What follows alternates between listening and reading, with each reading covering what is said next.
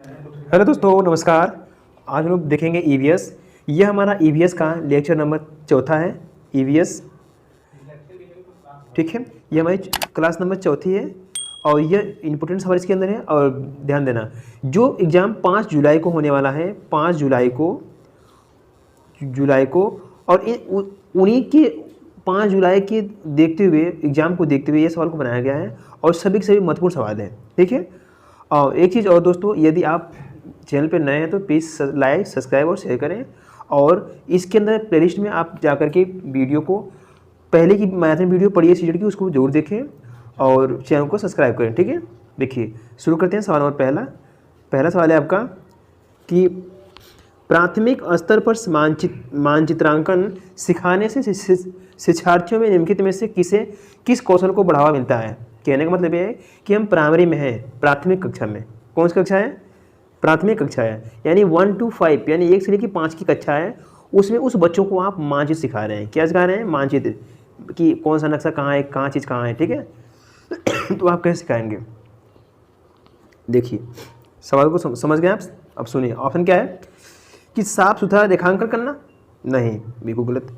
क्या आपको तो सिखाना मैप है ना जी, इंडिया का मैप कैसा है, कैसा नक्शा है, तो कि उसमें आप साफ सुथरा नक्शा वो कराएंगे, रेखांकन? गलत है, अर्थात ये गलत रहेगा। बी देखते हैं कि गणना एवं अनुमान लगाना।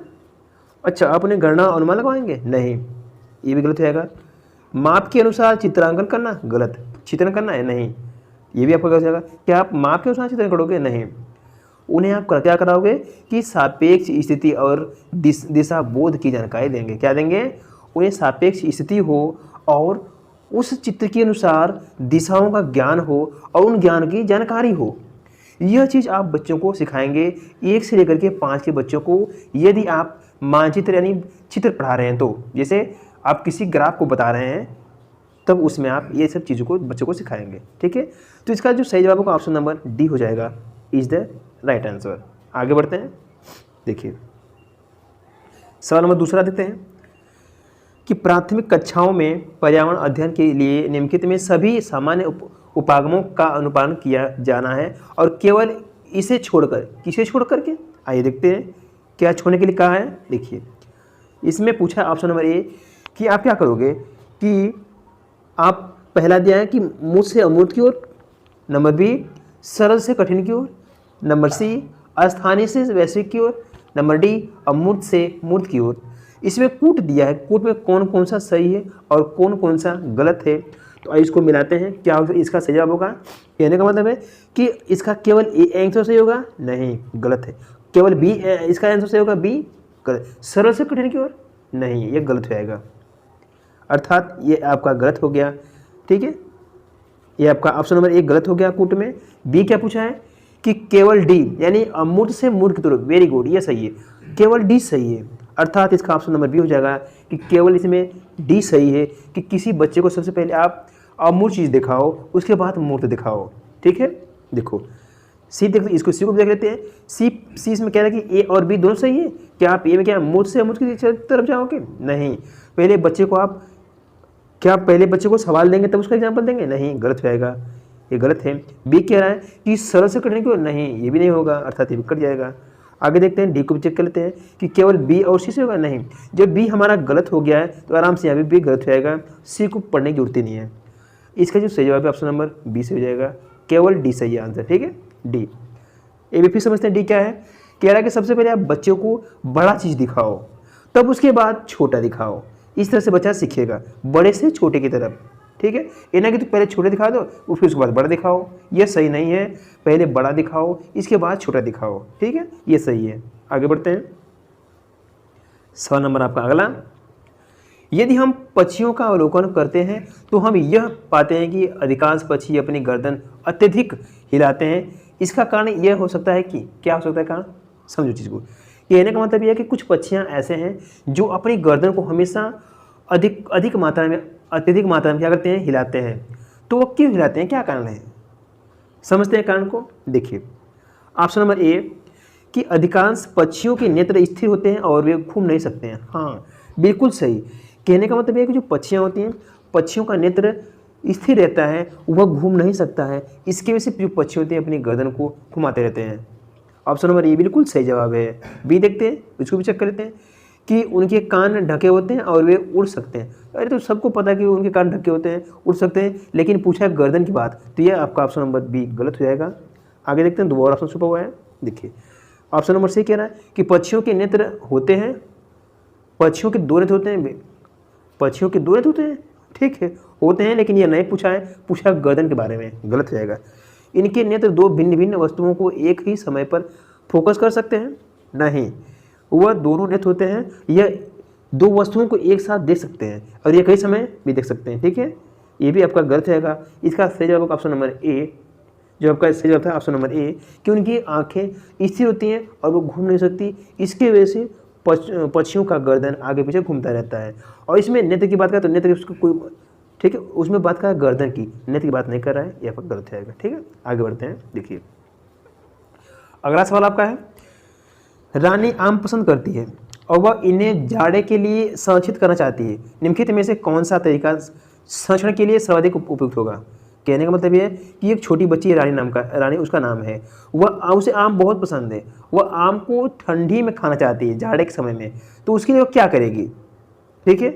ऑप्शन सुनिए, ऑप्शन ए है कि अचार और आम पापड़ बनाना, ऑप्शन बी जूस तैयार करना और वायुरोधी डिब्बे में संचित करना, ऑप्शन सी प्लास्टिक के थैले में रखना, ऑप्शन डी रेफ्रिजरेटर में रखना। कहने का मतलब जो इसका सही ऑप्शन होगा ऑप्शन नंबर ए हो जाएगा कि उन आम को अचार और पापड़ बना के रख देगी तो उसे कई महीने तक खा सकती है, ठीक है।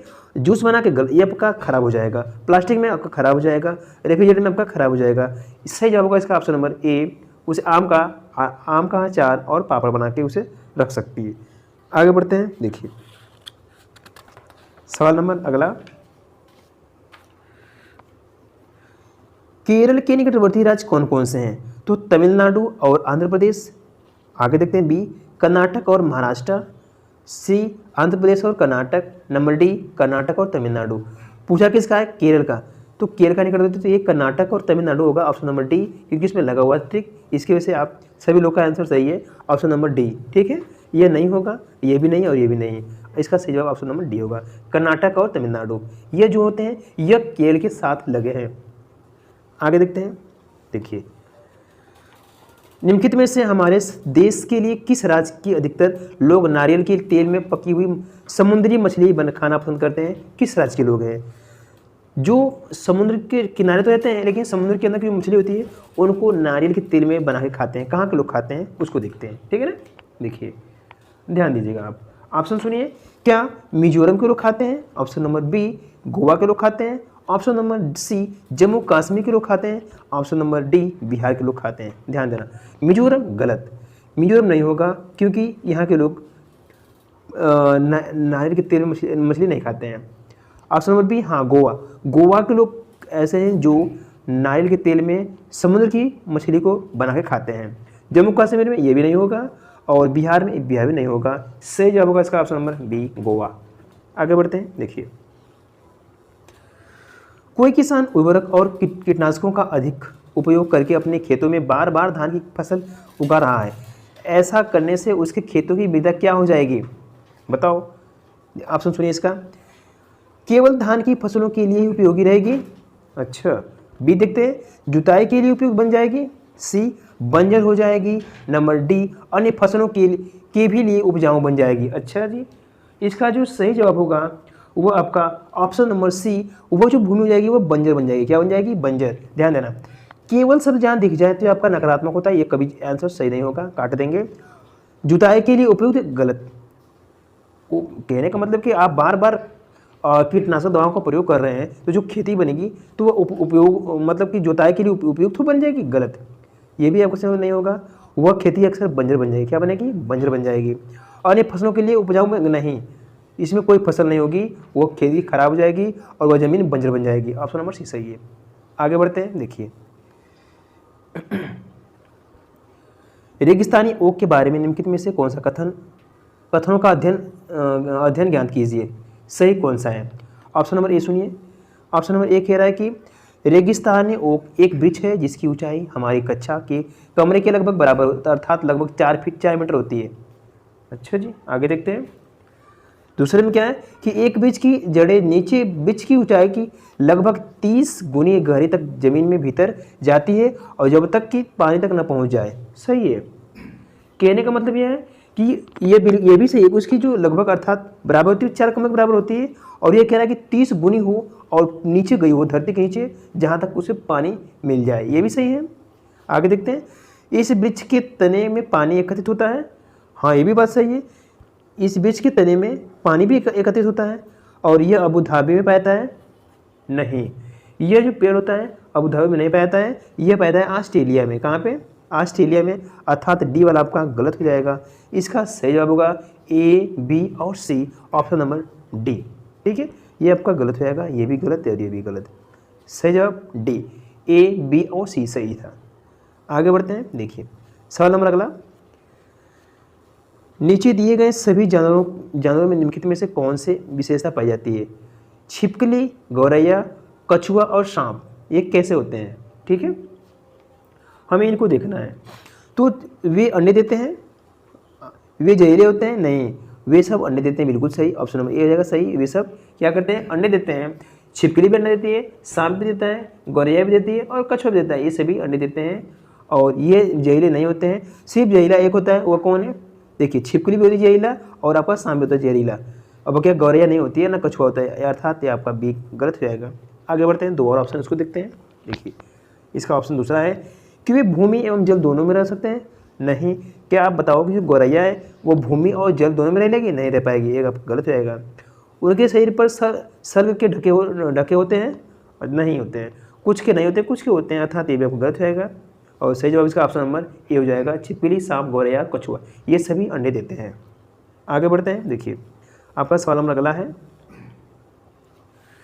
प्राथमिक स्तर पर पर्यावरण अध्ययन के शिक्षण में कहानियाँ और कविताओं का प्रभावी ढंग से उपयोग किया जाता है। और पर्यावरण अध्ययन में इनमें उपयोग का मुख्य उद्देश्य क्या होता है? इनके उपयोग का मुख्य उद्देश्य क्या होता है? कहने का मतलब ये है कि आप 1 से लेकर के 5 तक के बच्चों को पढ़ा रहे हैं, तो उनके अंदर जो कहानी, उनकी जो किताबें होती हैं, कहानियाँ होती हैं और कविता होती हैं, उन कविता और कहानियों को पढ़ करके बच्चे के अंदर की क्या उपयोगिता होती है उसे बताना है। क्या ऑप्शन ए देखते हैं, कक्षा की विविधता की पूर्ति होती है। अच्छा, कहने का मतलब यह है कि ये बच्चे कहानी और कविता पढ़ लेंगे, उसमें जान जाएंगे, तो उनकी कक्षा में पूर्ति हो जाएगी, विविधता हो जाएगी? नहीं, गलत। ऑप्शन नंबर 1 कट जाएगा। दूसरा देखते हैं, सीखने के लिए संदर्भगत वातावरण प्रदान करना। ये बिल्कुल सही है। उन सब चीज़ों को सीखने के लिए, कविता और कहानी को, वहाँ पे संदर्भगत वातावरण का प्रयोग यानी माहौल प्रदान करना पड़ेगा, तब बच्चे सीखेंगे। इसका ऑप्शन नंबर बी बिल्कुल सही है। सी को भी देख लेते हैं और डी को भी देख लेते हैं। पाठों को आनंददायक नहीं बनाना है, यह आपका गलत हो जाएगा। ये नकारात्मक शब्द है, आनंददायक नहीं होना चाहिए, कट गया। भाषाई कौशलों को बढ़ावा देना, नहीं, किसी भाषाई कौशल को बढ़ावा नहीं देना है, ये भी आपका गलत रहेगा। अर्थात सही जवाब होगा ऑप्शन नंबर बी, सीखने के लिए संदर्भगत वातावरण प्रदान करना। ठीक है, आगे बढ़ते हैं। आपका अगला सवाल है, प्राथमिक स्तर की अध्यापिका जलाभाव के विषय पर अपने कक्षा 4 के बच्चों को प्रभावपूर्ण तरीके से किस प्रकार आंकेगी?